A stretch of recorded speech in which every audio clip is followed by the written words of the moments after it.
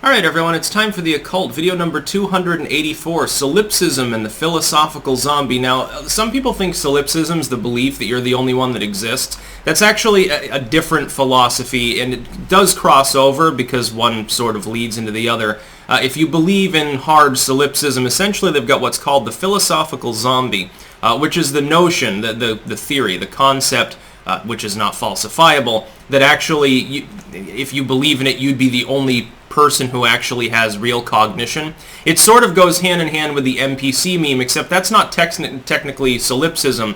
That's the belief that certain individuals or characters of an intelligent nature aren't endowed with true cognition or with a soul or some other abstract concept. I find it fascinating because this is actively debated in a more serious context. Mostly when people talk about the philosophical zombie, like if you said, well, you're all just zombies, NPCs or something. Mostly it's a joke.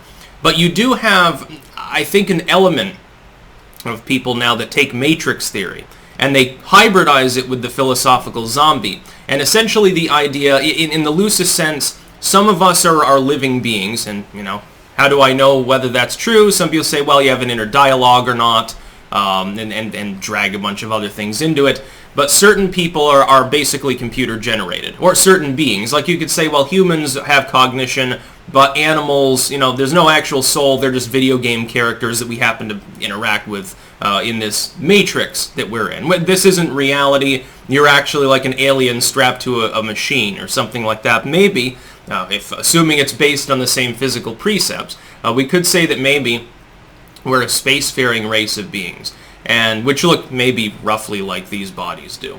And this is all a video game that we're playing while we hurtle through deep space, like between universes or something in a giant ship. And in order to prevent us from going mad because of boredom, we're strapped into a video game. And of course, when one character dies, they just regenerate. They respawn, basically. It's possible. It wouldn't make a whole lot of sense, all of the suffering in existence, although you could say, well, you know, you'd get bored if you were just a god forever as well. You know, you'd have to kill yourself off just to forget all the god stuff that you did over and over again, and that might actually be boring if there's no struggle. Sort of like when you're playing a video game, you don't want it to be too easy.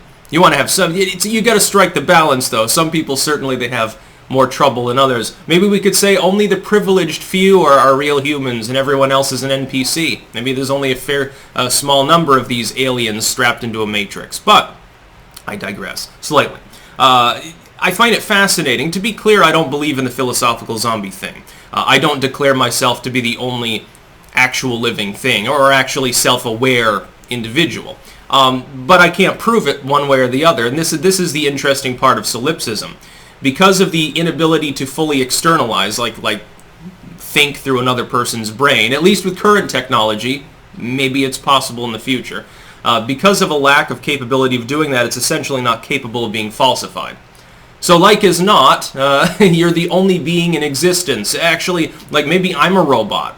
That you should think about that. By the way, meditate on that a little bit, like a Shubha style. Think about it more deeply, like pretend to accept it for a moment, and you can change the way that your mind works by doing this. Just by pretending to accept something and ruminating on it long enough, you can actually affect your own mental awareness.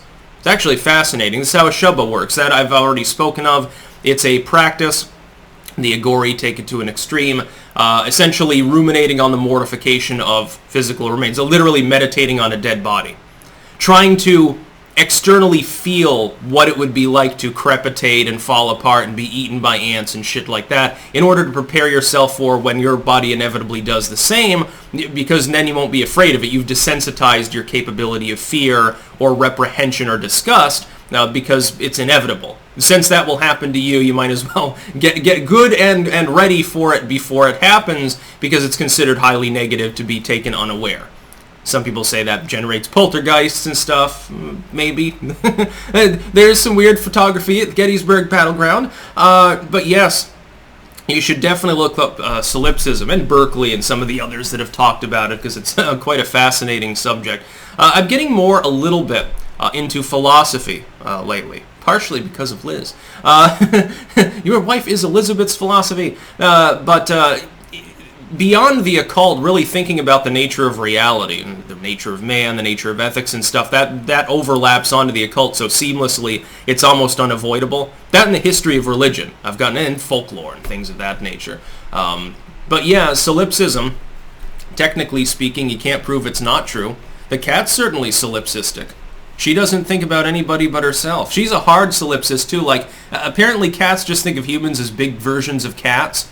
And basically we're just we're a tendy vendor. You know, solipsism causes cuteness. That's my new theory. That's about all. Peace out.